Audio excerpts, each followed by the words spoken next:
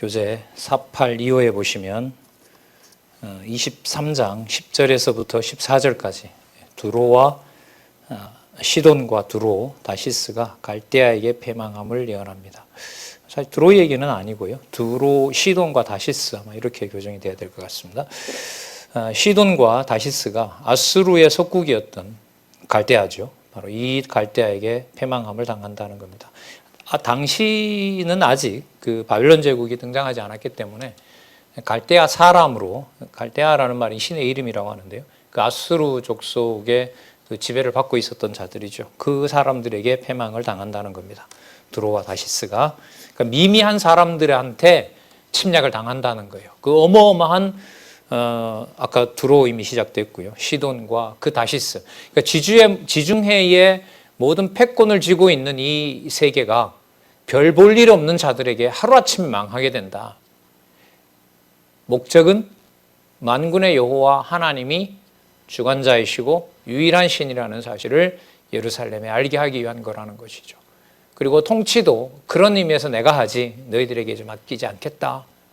그리고 메시아를 보낼 준비를 하신다. 이게 큰 흐름이라고 그랬죠. 볼까요? 10절 딸 다시스요. 그 다시스 이러면 그러면 지중해의 여러분 상권의 상징입니다. 쉽게 말하면 바다에 그 불을 실어다 주는 상징적인 의미, 바로 딸 다시스. 그 다시스가 낳는 풍요로움이라는 뜻이죠. 나일같이 너희 땅에 넘칠지어다. 너를 속박함이, 두로겠죠. 두로가 너를 속박함이 다시는 없으리라. 그러니까 두로의 식민지였거든요, 다시스가. 그런 일 없다는 겁니다. 11절 답이 나옵니다. 여호와께서 바다 위에 손을 펴사 열방을 흔드시며 여호와께서 가나안에 대하여 명을 내려, 유대겠죠. 그 견고한 성을 회파하게 하시고 가라사대 너 학대받는 처녀딸 시온아 내게 다시는 희락이 없으리니 일어나 기띔으로 건너가라. 한번 도망쳐봐라 하는 거죠. 거기서도 내가 평안을 얻지 못하리라 하셨느니라. 갈대아 사람의 땅을 봐라. 별 볼 일 없게 여겼던 그 갈대아 사람의 땅을 봐라. 그 백성이 없어졌나니 곧 아수르 사람이 들짐승이 거하는 곳이 되게 하였으되 그들이 망대를 세우고 궁전을 헐어 황묵해 하였느니라. 다시스 선척들아 너희는 슬피 부르짖으라. 너희 견고한 성, 두로겠죠? 그 성이 아수르가 세운 갈대아 사람들에게 저렇게 파괴되었느니라. 그러니까 우리가 역사를 읽다가 보면 어떻게 저기 하루아침에 망하지? 뭐 우리 같은 경우는 아닙니까? 그 을사조약, 그 아주 치욕스러운 시골에 살았는데 뭐 요즘처럼 매스컴도 없는 어느 날 갑자기 일어나니까 땅 주인이 일본으로 바뀐 거예요. 그럼 그 섭리를 누가 하신다는 거죠? 예, 이게 깨달아지지 않더라고요. 이게 보이질 않더라고요. 역사 공부에 한참 흥미를 끌 때 대학에서 이렇게 스터디도 하고 하는데 이게 보이질 않는 거예요. 그러니까 역사를 주관하시는 하나님에 대해서 정리가 안 되니까 역사 공부를 할 수 없게 하신 거죠. 예. 참 중요하죠. 그 시대의 역사를 안다는 것은, 알게 된다는 것은 그건 진짜 은혜입니다. 자, 계속해서 보겠습니다. 그러나 70년이 지나게 되면 여러분 이 두로와 시돈이 어떻게 됐냐 하면 다시 돌아온다는 약속을 여기서 하고 있습니다. 자, 볼까요? 앞부분에서 나타났던 두로, 시돈, 그 다음에 망한 것처럼 보였던 그 땅이 다시 돌아와서 참 재미있는 일이 벌어집니다. 다시 활락을 주도하는 국가가 돼요. 그런데 그 도시에 흥하는 것이 유대 땅이 먹고 살 수 있는 자산이 됩니다. 그러니까 더러운 이방인의 재물을 하나님께서 돌아온 유대인들이 먹고 사는 양식으로 삼는다는 거죠. 뿐만 아니라 이사야 마지막 장 66장에 가면 그들이 가지고 왔던 다른 먼 곳에서 가지고 온 재물들이 예루살렘에서 하나님을 섬기는 도구가 되고 재물이 되고 그것을 가지고 온 이방인들 중에 대제사장을 뽑아놓겠다는 것이 이사야서의 마지막 내용입니다. 여러분 얼마나 충격적입니까?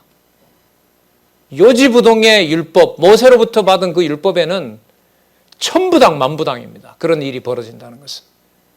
그래서 예수님께서 오셔서 말씀을 바리새인들과 유대 장로들에게 전하는 것을 보면요, 사두개인들에게 전하는 것을 보면 그들이 감당이 되질 않아요. 그럼 이사야 선지자가 이 말씀을 유대에다가 했을 때 그들이 이걸 용납할 수가 있겠습니까? 그러니까 준비하시는 나라가 하나님께서 준비하시는 것을 우리가 상상할 수 없는 거죠. 좋아도 너무 좋기 때문에 우리가 보는 눈과 귀로는 감당이 되질 않는다고도 할 수가 있겠죠. 그러니까 말씀을 보니까 늘 보는 것처럼 생각한다면 큰 착각이겠죠. 있는 지식으로 나는 알고 있다라는 말을 우리 기지업에서는 이제는 거의 사용 안 하는 것 같아요. 옛날에는 알고 있는데 뭐 나 저거는 알아 이런 말 좀 들었거든요. 그래서 요즘은 뵙지 못해서 못 듣는지 몰라도 뵙지 못했을 때도 뵙을 때도 공부하시는 분들이 그렇게는 말씀하시지 않으셨던 것 같아요. 자, 그런데 이 15절부터 18절 두로가 패망한 후에 70년이 지나 회복될 것을 예언합니다. 그리고 그 재물을 아까 여호와의 백성 예루살렘이 먹게 된다고 그랬죠. 자, 그 부분 한번 볼까요? 17절 보겠습니다. 70년이 필한 후에 여호와께서 두로를 권고하시리니, 참 잘 보시기 바랍니다. 여호와께서 권고하신 결과가 뭐냐면 그가 다시 취리하여, 여러분 취리한다는 말은 몸을 파는 거예요. 몸을 팔아서 이득을 취하는 것이 취리입니다. 그러니까 매춘 행위를 통하여 부를 축적한다는 거예요. 그 음란한 도시가 다시 되게 한다는 거죠. 무슨 결과요? 여호와께서 두로를 다시 공고하기 때문에 그래요. 사악하고 악랄한 자본주의의 문화와 그런 신자본주의의 패권 문화요. 예, 여호와 하나님 살아계신 증거가 아니면 해명할 수가 없습니다. 여기에 저희들이 자유로운 거죠. 다시 취리하여 지면에 있는 열방과 음란을 행할 것이며 그 무역한 것과 이익을 거룩히 취하여, 참 재밌죠? 이익을 거룩히 여호와께 돌리고 간직하거나 쌓아두지 아니하리니, 이 도대체 무슨 일이에요? 이 더러운 것을 누구를 위해서 쓴다고요? 여호와를 위해서 쓴다는 겁니다.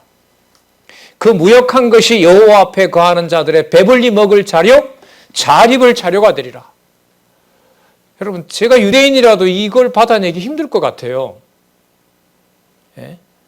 아직도 여러분, 저는 시골에서 자랐는데 그 제삿집 음식을 이렇게 먹으러 가면 못 먹었거든요. 나중에 좀 자라서는 뭐 자유롭다 싶어서 막 임의로 변명하면서 먹었지만은요. 그렇게 주인이 알려줘요. 어떤 집에 가면. 그 홍기네 집은 교회 다니는데 이렇게 초대는 했지만 요거는 제사상에 올라간 거고 이건 안 올라가서 이렇게 배려하는 이것도 있었거든요. 여러분, 그것도 이렇게 감당이 어려운데 어제까지 더럽고 받으면 다 여러분 불살라 버려야 될 우상 제물과 같았던 제물이 매춘을 통하여 벌어들인 그 제물을 여호와의 백성이 먹으라고 주면, 예를 하나 들어볼까요?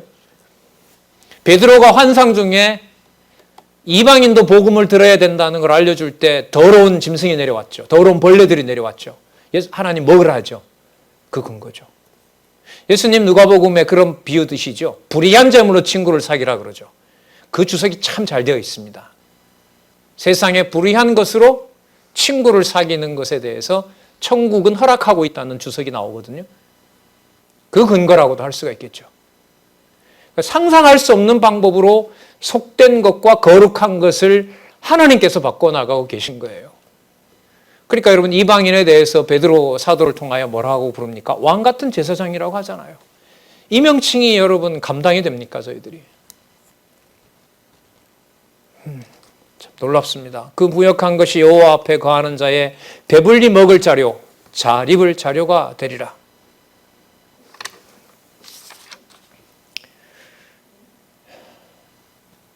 그렇다고 해서 이 열방이 살아남느냐? 아니다. 열방은 열방대로 반드시 뭐 한다? 멸망해버린다는 거예요. 왜냐하면 쓰는 막대기니까. 그러나 그 사이에 누가 있어요? 여호와를 믿을 자. 누구랑 더불어? 시온의 예루살렘 백성과 더불어. 이렇게 지금 준비가 되는 거잖아요.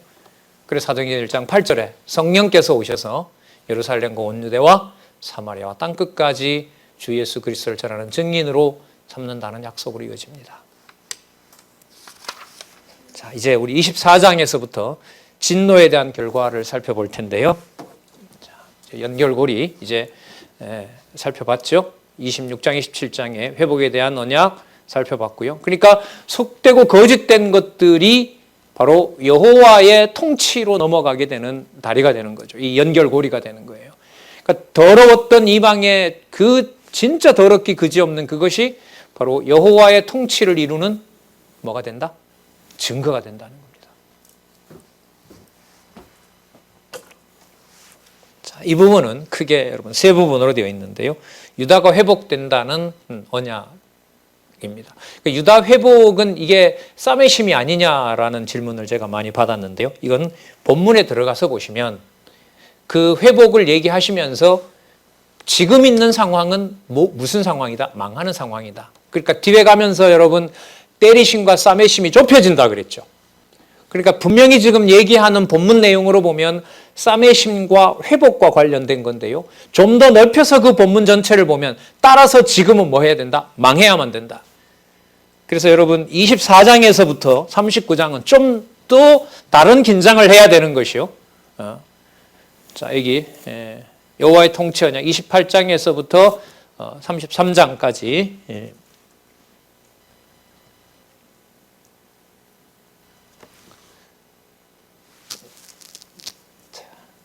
28장에서부터 33장까지 여호와의 통치 언약 33장 그 다음에 34장에서부터 쓰지는 않았는데 대적 보수가 나오거든요. 여기 2잖아요. 3을 여기다 써볼까요? 3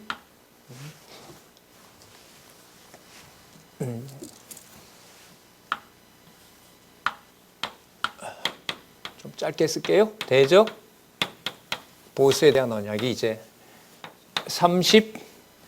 34장에서부터 39장이고 그 다음 40장에서부터 이제 때리심에서 쌈의심으로 넘어가거든요. 제가 이걸 강조드리는 이유는 뭐냐면 28장에서부터 회복 언약을 지나서 28장에서부터 대적 보수로 흘러가는 이 연결은 무엇에 중요한 근거가 되냐면 40장에서부터 나타나는 쌈의심에 대한 예언이 됩니다. 쌈의심에 대한 예언. 그렇기 때문에 이 부분에 우리가 또 집중할 필요가 있다는 말씀을 드립니다. 자, 볼까요? 자, 24장에서부터 살펴보도록 그렇게 하겠습니다. 자, 진노에 대한 결과 다시 한번 정리할까요? 유다 회복에 대한 언약, 그 속에 보면 여기 있죠. 심판과 위로, 그러니까 때리심과 쌈의심이 굉장히 가깝게 붙어 있어요. 그 다음에 내용으로 보면 회복과 언약인데 이 내용을 보면 무슨 범위 안에 들어가 있어요? 진노를 반드시 동반해요. 그러니까 진노 안에 진노의 의미가 어디에 있는 것이냐는 것을 밝혀주는 거죠. 그 결과는 유다 회복을 다윗 왕과 그 다윗의 가문에 맡기는 것이 아니라 누가 통치하신다? 여호와께서 통치하신다. 그 여호와의 통치는 무엇으로 드러나느냐? 대적을 보수하시는 걸로 드러난다는 겁니다. 그러니까 대적 보수는 여러분 여러 나라들이 다른 나라를 치는 일로 벌어져요. 그런데 지금 이사야서에서 강조하는 것은 그걸 누가 한다? 여호와께서 하신다는 겁니다. 만군의 여호와께서 하신다는 거예요. 그래서 내용상의 정리는 위로와 회복 내용이 들어가 있지만 전반적인 내용은 이 유다는 반드시 뭐 해야 된다? 진노를 당하고 반드시 여호와의 때리시는 것을 받고 멸망한다는 내용으로 되어 있고요. 그 내용으로만 끝나는 것이 아니라 그 본문에 들어있는 의미는 어디로 넘긴다? 쌈의심으로 넘긴다. 그러니까 또 중요하다는 말씀을 드릴 수밖에 없어요. 그 24장에서부터 39장은 장차 올 40장에서부터 전개되는 쌈의심의 중요한 결과가 됩니다. 중요한 근거가 됩니다. 그러니까 이 개념을 하나 설명을 해볼까요? 결과. 무엇의 결과예요? 1장에서부터 23장까지 나타난 유다와 열방에 대한 결과이자 24장, 30장, 24장부터 39장까지 내용은 유다 회복과 여호와 통치와 그 다음에 대적을 보수하시는 것에 뭐가 되는 거예요? 그리고 그래서 쌈에 씌일 것에 대한 뭐가 된다? 출발이 된다. 이렇게 연결이 돼요. 그러니까 연결고리는 어느 한 부분을 뺄 수가 없는 거예요. 그것은 어느 본문은 마음에 들고 어느 본문은 마음에 들고 이게 이제 말이 되질 않는 거죠.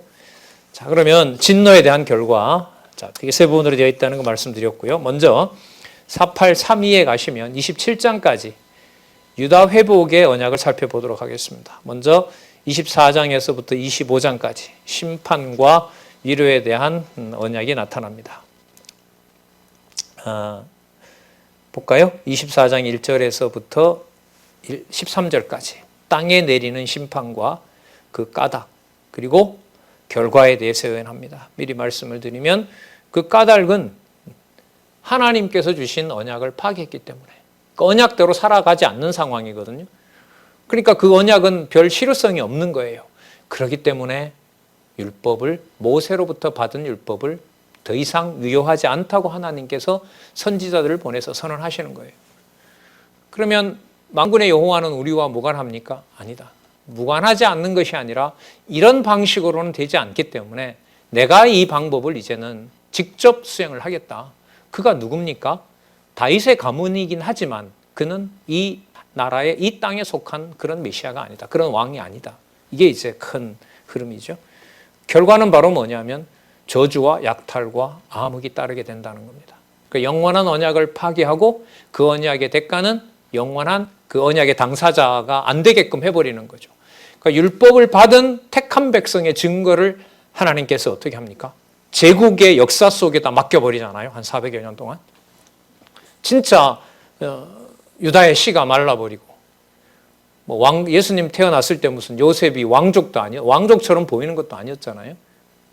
그런데 바로 그가 만왕의 왕으로 상상할 수 없는 방식으로 등장하셔서 하나님 나라를 전하는 일로 우리는 알고 있습니다. 24장 1절 볼까요?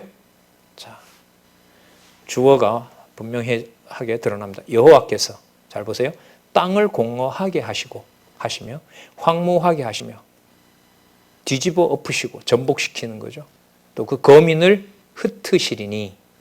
그럼 여러분 이제까지 1장에서부터 23장까지의 내용들이 전부 이 내용을 담고 있는, 이 내용에 담겨 있는 거죠. 누구와 누구? 유다와 열방 전부 다. 거기에 내 이름을 두려고 한다. 망고의 태초에 내가 정한 바다. 내가 경영하는 것을 누가 막을 수 있겠느냐. 그게 이사야를 통하여 또 말씀하시고 있는 겁니다. 2절에 볼까요? 백성과 제사장이 일반이며, 그러니까 통치 계급을 무력화시켜요. 누가 누구를 지배하고 하는 것을요, 끝장을 내버립니다. 예수님께서 나중에 와서 끝장을 이렇게 내시죠. 다윗이 내주가 내주께라고 얘기했다. 여호와께 내주를 소개하고 있는데 그 내주가 바로 나다. 내가 다윗보다 높다. 네가 아브라함보다 그럼 먼저 있었느냐? 그렇다. 아브라함이 내 허리에 있다. 그 서열 통치 관계 이걸 완전히 그냥 바꿔버리는 겁니다. 없애버리는 거죠, 사실. 백성과 제사장이 일반이고 종과 상전이 일반이고 여종과 그 여주인이 일반이고 매매자가 누가 사고 파는지도 분명하지 않아요. 채권자와 채무자 관계도 필요 없습니다. 이자를 받는 자와 이자를 내는 자도 일반입니다. 주고 사고, 나는 권리자고 나는 채권자고 채무자고 이런 관계도 없다는 겁니다. 전부 다 그런 것들을 갈아엎어버리겠다는 겁니다. 왜요? 인간관계의 서열을 없애야 여호와의 통치만 바라볼 거 아닙니까? 여러분 우리 원로의 그 개혁 강의에서 많이 보셨죠? 피라미드로 이렇게 모아서 제일 꼭대기에 당회장의 목사가 지배하는 그런 구조가 아니라 모두가 다 똑같은 성도들이 왕 같은 제사장으로 모인 성도들이 여호와만 바라보게 된다는 그림 여러분들 많이 보셨죠? 성경적 근거가 있는 거죠. 지금 여러분 이 내용 아닙니까?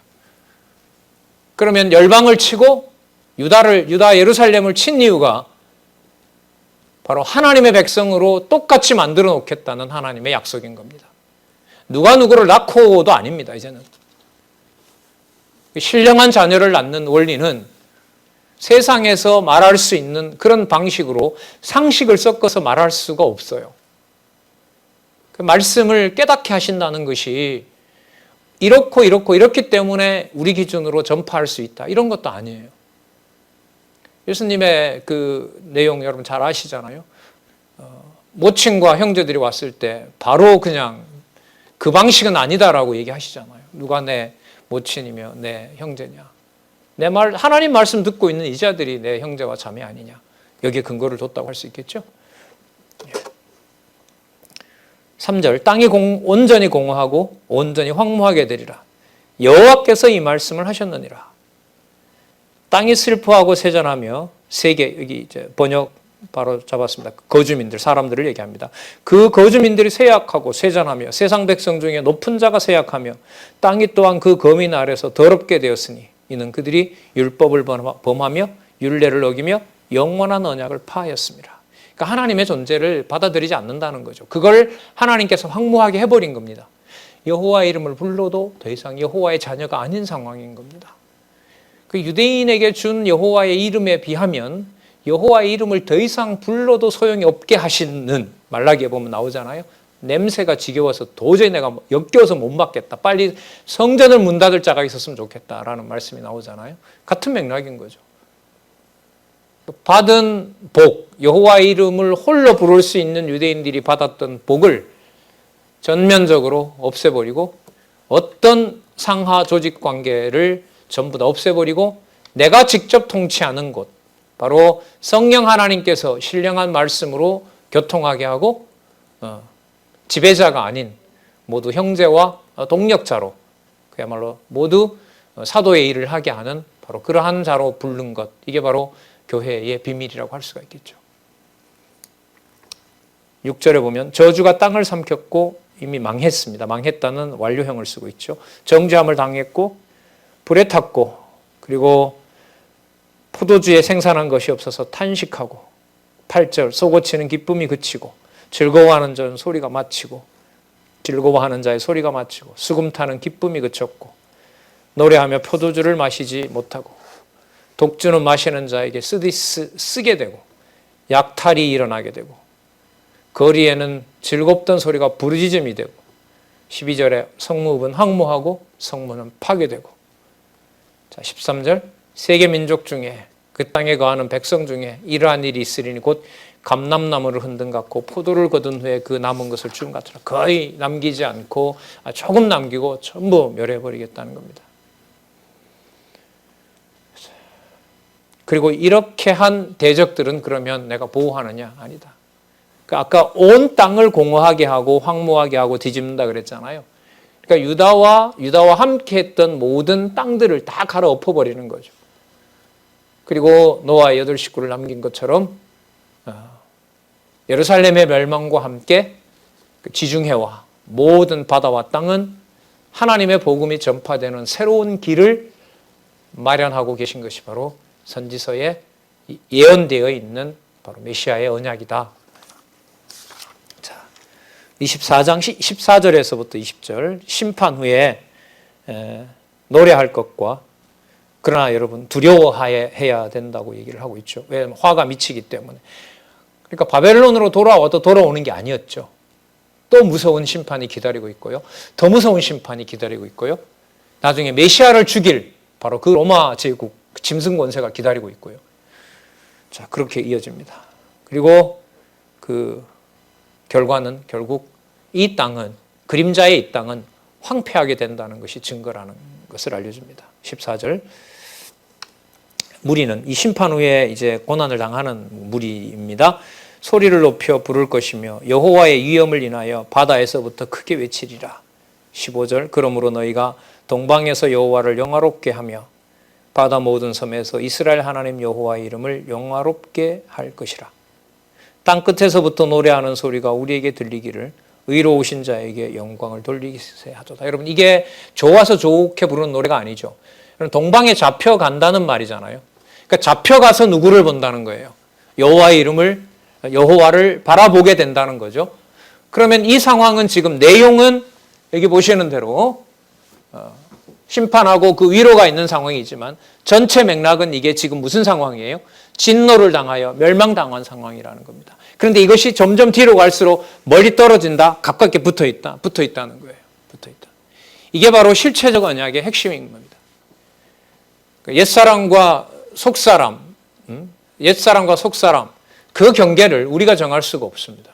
분명한 사실은 하나님의 진리가 떨어지고 보혜사 성령께서 주관하는 주의 백성에게는 아무리 여러분 돌팔매주제를 당할 사악한 죄 많은 여자라 하더라도, 죄인이라 하더라도 그에게 그리스도의 은총이 함께 했을 때 그는 바로 신령한 하나님의 자녀가 되는 권세가 있다는 겁니다. 그 간발의 차를, 그 차이를 몇 가지 행위를 가지고 우리가 된다 안 된다? 말씀을 들은 사람의 행위다, 그런 사람이 아니다? 그거는 내가 재판장이 되는 겁니다. 그래서 우리 체제개혁에서 명령 문화가 성경적이 아니다라는 사실을 많이 강조했고요. 나아가서 명령 문화가 없어도 하나님의 교회를 각자 받은 바 은사대로 그 은사를 따라 하나님의 교회를 세워가는 일을 우리는 지금 기적 이후 계속해서 보고 있습니다. 지금은 더더욱 함께 호흡하지는 못하지만 각자 맡은 자리에서 하나님의 교회를 돌보고 있다는 소식을 많이 또한 듣습니다. 16절 중간에 보면 영광을 돌리사도다. 그러나 나는 이르기를 나는 세잔하였고 그 약탈일 자가 와 있다는 거예요. 그러니까 이게 때리심의 상황인 거예요. 약탈이 극심하여 나는 세잔하였고 나는 세잔하였으니 내게 화가 있도다. 괴휼자, 이게 약탈자거든요. 괴휼을 행하도다. 괴휼자가 심히 괴휼을 행하도다 하였도다. 자, 그러나라는 접속사 넣을게요. 그러나 땅의 검이나 두려움과 함정과 올무가 내게 임하였나니 열방 거민을 두고 말합니다. 너희들이 예루살렘을 괴롭혔다? 자, 그래서 너희들도 망하게 된다. 18절. 두려운 소리를 인하여 도망하는 자는 함정에 빠지겠고 함정에 올라오면 올무가 기다리고 있고 위에 있는 문이 열리고 땅의 기초가 진동함이니라. 자, 이것도 번역 바로 잡았죠. 자, 그 위에 있는 문이 열리고라고 하는 것은 그 뒤에 보면 번역을 전체적으로 번역 잘못된 부분, 바로잡은 부분 한번 볼까요? 3838의 몇 번째 줄에 중간쯤에 보시면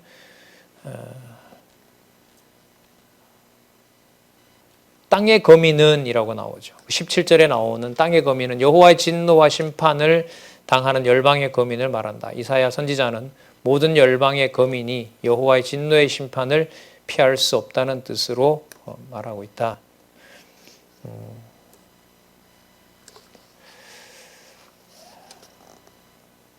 그 위에 나오네. 여호와의 진노가 위로부터 임하고 이렇게 나오죠. 여호와의 진노가 위로부터 임하고. 그러니까 위에 있는 문이 열리고 이 뜻이 바로 여호와의 진노가 위로부터 임하고 이렇게 번역이 됐습니다.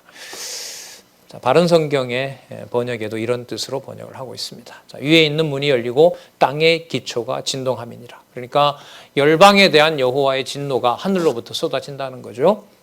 땅이 취한 자 같이 비틀하며 침망같이 원두막같이 흔들리며 그 위에 죄악이 중함으로 떨어지고 다시 일어나지 못하게 되리라. 그러니까 예루살렘도 망하게 되고 유다도 망하게 되고 그것을 쳤던 자들도 망하게 된다는 겁니다. 자, 그 목적은 바로 어디에 있다 그랬죠? 여호와 계시 중심. 여호와께서 살아계신 증거를 이 일들의 성취를 통하여 이방인과 유대인들에게 함께 보여주고자 하시면서 여호와께서 싸매시는 내용은 바로 여호와의 직접 당신의 주관하는 일이고 그 방법은 주권적이고 인간의 상식으로 상상도 할 수 없는 방법으로 이루어 가신다. 그게 바로 내가 보낼 바로 메시아이다. 이렇게 정리가 됩니다. 자, 24장 21절에서부터 23절 볼까요? 대적을 멸하시고 유다 왕국의 왕이 되실 것을 예언합니다. 누가요? 만군의 여호와께서. 이제 여기 나오죠. 그러면 지금 24장이니까요. 1장에서부터 23장까지 이 모든 때리심에 대한 내용, 진노에 대한 내용들은 결국 바로 여호와께서 왕 되신다는 내용을 증거하기 위한 겁니다. 그러니까 선지서는 계시 중심 여호와의 존재와 능력을 찬양하게 하는 목적으로 기록되었다. 이걸 또 한번 확인합니다. 21절. 그날에, 자 여러분, 그날에가 지금부터 많이 나옵니다. 정해놓았다는 거죠. 여호와의 때가 정해져 있다는 거죠. 그리고 때리시는 절차가 정리되어 있다는 거죠. 정해져 있다는 거죠. 언제쯤 어느 때에 그렇게 할 것이냐. 그날에. 누가 정한 때에? 여호와께서 정한 때에. 신약에도 이 표현이 많이 나옵니다. 그날에 여호와께서 높은 데서 높은 군대를 벌하시며 땅에서 땅의 왕을 벌하시리니 그들이 죄수가 깊은 옥에 모임같이 모험을 입고 옥에 갇혔다가 여러 날 후에 형벌을 받을 것이라. 23절 그때에 달이 무색하고 해가 부끄러워하리니 아까 천지를 다 진동시킨다 그랬잖아요. 이는 만군의 여호와께서 시온산과 예루살렘에서 여기 나오네요. 왕이 되시고. 자, 왕이 되시고. 이 표현은 나중에 33장에 가도 또 나옵니다. 왕이 되시고 그 장로들 앞에서 영광을 나타내실 것이미로다. 분명히 세계 제국의 역사가 진행이 되거든요. 많은 왕들이 일어났다가 패망한단 말이에요. 그 사이에 예루살렘은 철저하게 유린당합니다. 때로는 또 보호를 받습니다. 근데 그 모든 사건들의 본질은 바로 만군의 여호와께서 왕이 된다는 사실입니다. 그리고 장차올 왕도 육의 몸을 입고 반드시 오지만은 다윗의 혈통을 따라서 오는 왕이 아니라 내 이름을 가지고 오는 왕, 내 이름을 그 심중에 두는 왕, 그가 바로 내가 준비하고 있는 메시아다. 그가 바로 내 영광을 드러낼 것이다. 그래서 여호와의 이름이 이방에도 전해지고 열방에도 전해지게 된다. 그래서 때리심의 의미를 그냥 맞는구나 이런 의미가 아닌 거예요. 부정적인 의미가 아니라 이걸 계시로 본다는 말씀은 여호와의 이름이 어떤 방식으로 증거되느냐 이렇게 보면 되겠죠. 때리는 방식으로 증거되는 거예요. 근데 때리는 줄만 알았는데 때리심 속에 뭐가 있어요? 싸매심이 함께 동반하면서 싸매심이 되는 겁니다. 자, 뒤에 싸매심이 나오지만 여러분 싸매심이라는 게 결국 다른 나라 제국 밑에 들어간다는 거거든요. 고레스가 페르시아 제국 아니에요. 그 페르시아 제국 밑에 있는데 뭐가 함께해요? 때리는 상황 같은데 그게 무슨 상황이에요? 그렇죠. 만군의 여호와가 왕이 되신다는 것을 깨닫게 하는 상황입니다. 그러니까 철저하게 여러분 분리가 되질 않죠. 여러분 우리가 잘 알고 있는 여호와의 언약과 성취 섭리도가 질문하기에 따라서 여러분 답이 달라집니다. 저 동그라미가 몇 개입니까? 라고 물으면 하나.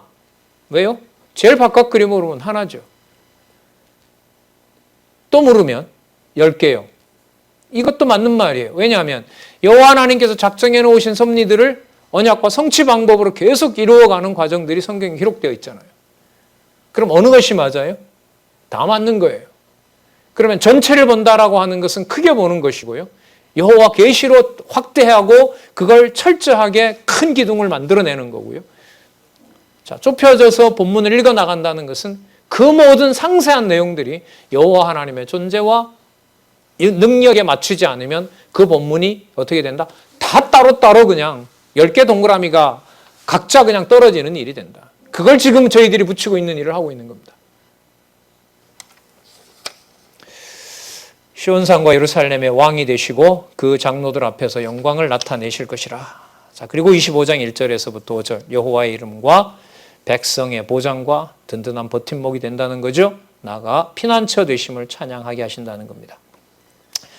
자, 이방 백성에 의해서도 여호와의 이름이 증거되고 보호된다는 겁니다. 25장 1절 여호와여 주는 나의 하나님이시라. 내가 주를 높이고 주의 이름을 찬송하오리니 왜냐하면 주는 기사를 옛적에 정하신 대로. 자, 이게 중요하죠. 옛적에 정하신 비밀이 누구에게? 이방인에게도 드러나는 겁니다. 그것이 성실함이고 진실함입니다. 성실함과 진실함으로 행하게 하셨습니다. 주께서 성읍으로 무더기를 이루며 견고한 성문으로 황묵해 하시며 외인의 궁성으로 이방인의 성들로 하여금 그 성읍이 유지되지 못하게 하사 영영이 건설되지 못하게 하셨으므로 자, 강한 민족이 주를 영화롭게 하며 포악한 나라의 성읍들이 주를 경외하리라. 이방 제국을 멸망시키면서 누구에게 돌아오는 계기를 만들어주세요? 예, 주를 만군의 여호와 주께 돌아오는 계기가 되는 겁니다. 주는 포악자의 기세가 성벽을 충돌하는 폭풍과 같을 때에 빈궁한 자의 보장이며 환난당하는 핍박자에게 든든한 보장이 되어주시고 폭풍 중에 피난처가 되고 폭염 중에 그늘이 되셨고 마른 땅에 폭염이 재암같이 주께서 이방 대적의 그 고함 소리를 그치게 하고 폭양을 그 뜨거운 뜨겁게 내리쬐는 햇볕을 구름으로 가리움같이 포악자의 노래를 낮추시리로다. 그럼 이게 전반적으로 무슨 상황이에요? 때리는 상황이죠. 유다도 맞고 있고 그걸 쳤던 이방도 다시 맞고 있어요. 자기네들이 그렇게 자랑하던 왕궁들이 회파됩니다. 그런데 그 목적을 분명하게 얘기하고 있죠. 나를 경외케 하려고. 그러면 아까도 말씀드렸죠. 때리심의 방식으로 여호와의 계시를 하고 계시고 싸매심의 방식으로 여호와를 계시하시는 거예요. 여기에서 그러니까 우리가라는 접속사를 넣으면 안 돼요. 접속시키는 구절을 넣으면 안 됩니다.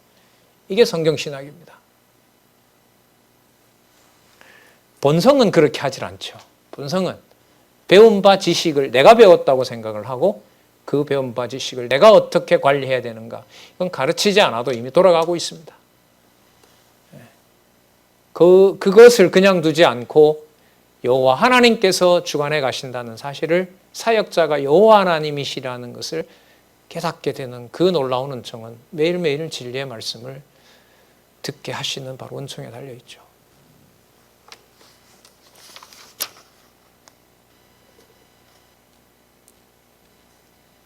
그 다음에 내용은요, 또 무거운 내용입니다. 이 때리시는 내용이니까요.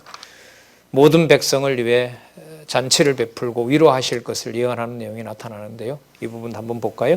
그러니까 전반적인 상황은 여러분 진노 상황입니다. 6절 만군의 여호와께서 이 산에서 만민을 위하여 기름진 것과 오래 저장하였던 포도주로 연회를 베푸시리니 곧 골수가 가득한 기름진 것과 오래 저장하였던 포도주로 하실 것이며 또 이 산에서 모든 민족이 이스라엘 모든 민족입니다. 가리워진 면박과 열방의 그 덮인 휘장을 제하시며 사망을 영원히 멸하실 것이라. 주 여호와께서 모든 얼굴에 눈물을 식히시며 그 백성의 수치를 온 천하에서 제하리라. 여호와께서 말씀하시니라. 잔치를 베풀게 된다는 내용이네요. 자, 뒤에 잔치를 베풀고 이 잔치의 결과는 이스라엘 백성들이 결국 여호와를 찬양하게 된다는 겁니다. 그러면 여러분 이 맥락으로 보면 때리는 상황인데 지금 어디로 가고 있어요? 싸매는 상황으로 이미 들어와 있죠. 그럼 이렇게 정리가 돼요. 정리가 된다는 말을 참 조심해야 되는데요. 이 정리된다는 게 동시에 나에게 믿어진다는 말이 아니기 때문에 그래요. 여호와의 위로는 여호와의 지식에 충만해지는 것이란 말이에요. 여호와의 존재를 더 알게 된다는 거예요. 다윗과 솔로몬 시대처럼 이방을 더 많은 속국으로 만들어서 잘 먹고 잘 산다는 것이 아니라 여호와를 알게 되는 것에 지금 초점이 맞춰져 있단 말이에요. 그러면 그렇게 되는 것이 무슨 과정을 피할 수 없게 해요? 그렇죠. 때리심의 과정을 피할 수 없게 한다는 겁니다. 이게 이제 뭘 정리를 한다 이런 의미를 함부로 여기다 섞지 못하게 하는 겁니다. 자, 볼까요? 25장 9절에서부터 12절. 이스라엘이 여호와를 찬양한다면서 그 까닭을 예언합니다. 자, 그날에라고 나오죠. 그날에 여호와께서 말씀하시는 겁니다. 이는 우리의 하나님이시라. 이스라엘 족속의 하나님이라. 우리가 그를 기다렸으니 그가 우리를 구원하시리로다. 이는 여호와시라. 우리가 그를 기다렸으니 우리는 그 구원을 기뻐하며 즐거워하리라. 그러니까 누구를 기다리는 게 아니라, 그렇죠, 혈육의 어떤 그 혈육 따라 태어나는 왕을 기다린 것이 아니라, 인간 왕을 기다린 것이 아니라 우리가 여호와를 기다린 겁니다. 뭐 하니까? 다 없애버리니까. 예루살렘에서부터 시작해서 온 열방들을 보란듯이 의지했던 것을 다 쳐버리니까 아까 여호와께서 왕 되신다 그랬죠. 여호와께서 왕이심을 알게 하시는 과정이죠. 10절 여호와의 손이 이 산에 나타나시리니 모압이 거름물 속에 초계같이 자기 처소에서 밟힐 것이며, 증거입니다.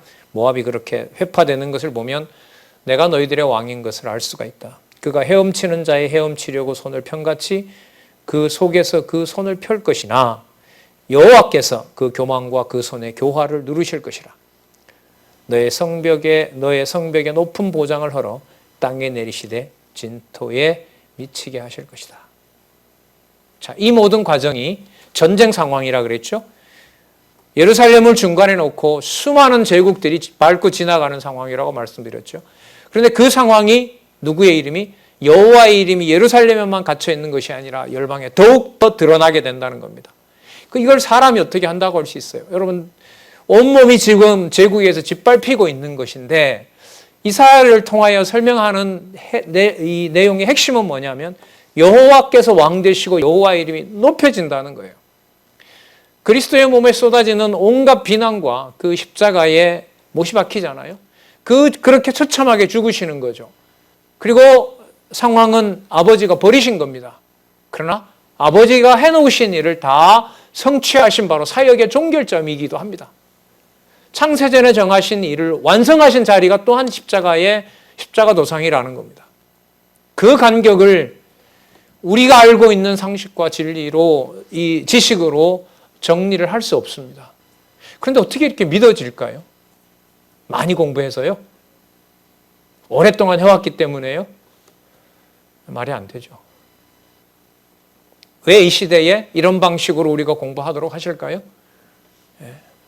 이렇게 짓밟히는 남쪽 유다의 경우와는 경우와 비교하면 아무것도 아니잖아요. 게을러질까 봐 두려운 거고요. 이 정도 되면 알고 있는 게 아닌가, 이렇게 속으로도 자기 체면을 걸까 봐 두렵기도 한 거고요.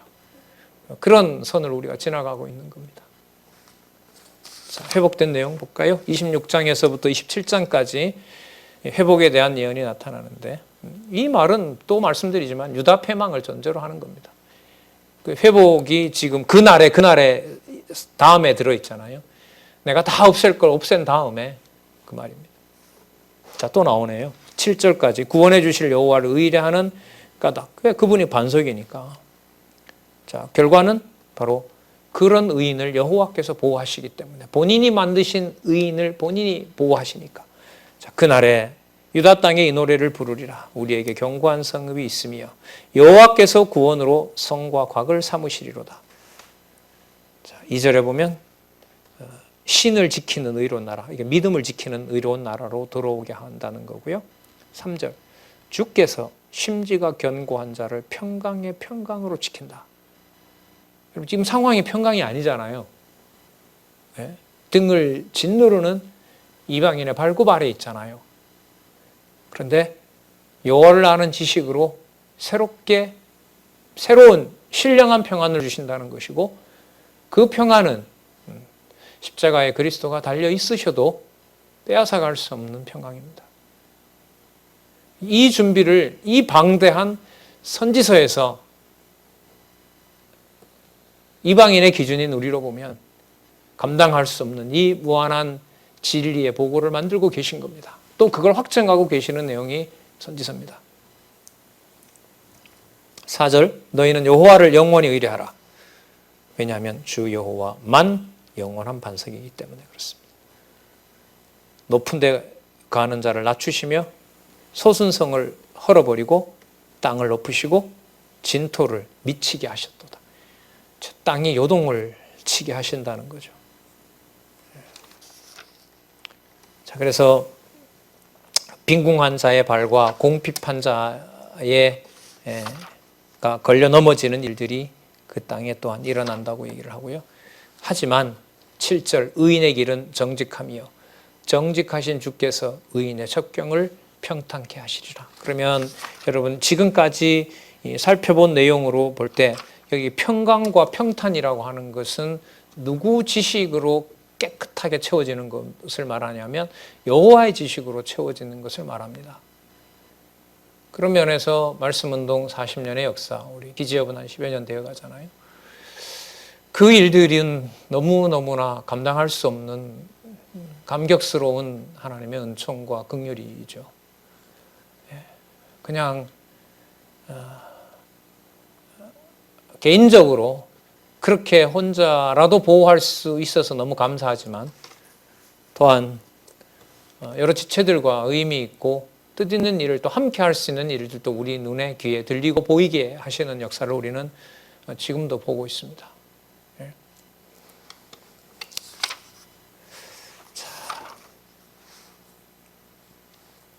그러면서 또 한 번 강조하는 내용이 이게 아까 때리심이라 그랬잖아요. 그 일은 내가 그냥 주는 것이 아니라 환난 중에서 이루어간다. 환난 중에서. 그러면 여러분 이 환난이 복을 주는 도구가 되는 거죠. 아까 평안과 평탄한, 평안한 마음, 평안한 영혼과 평탄한 길을 주시는 방법이 바로 대적의 한가운데다 놓고 대적이 그 은혜를 박탈하지 않게끔 보호하시는 거예요. 그러면 때리심과 싸매심을 분리할 수가 그렇죠. 없는 거죠. 어디까지 좋은 거고 어디까지 나쁜 것이고 이거는 인간 기준이 분명합니다.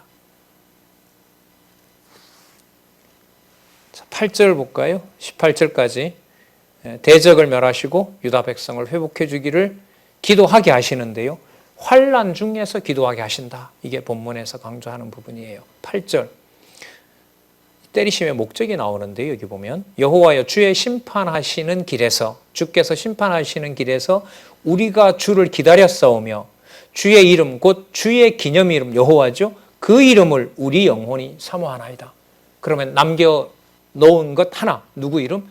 여호와의 이름을 부르도록 사모하게 하신다는 겁니다.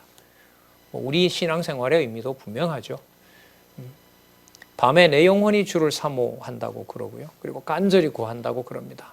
이는 9절 끝에요.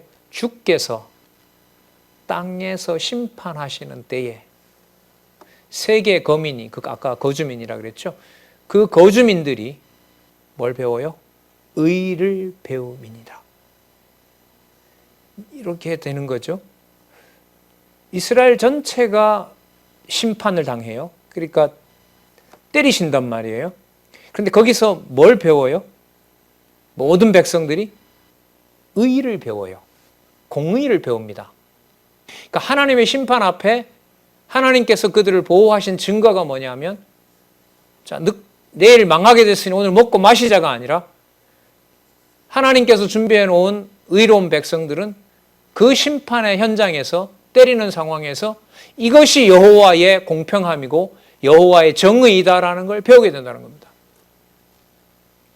악한 세력이 저렇게 설치고 그들이 저렇게 승승장구하는 것이 하나님이 심판을 주관하신다는 것을 보여주므로 그 상황은 불의한 역사가 아니라 공의의 역사이다. 여러분 이 말을 어떻게 할 수 있겠어요? 인간의 상식으로? 그래서 여러분 머리 좀 깨어나는 사춘기 시대를 지난 역사책을 든 순간 그야말로 질풍노도가 다가옵니다. 왜요? 역사적 사실이 고발 사건이 많거든요.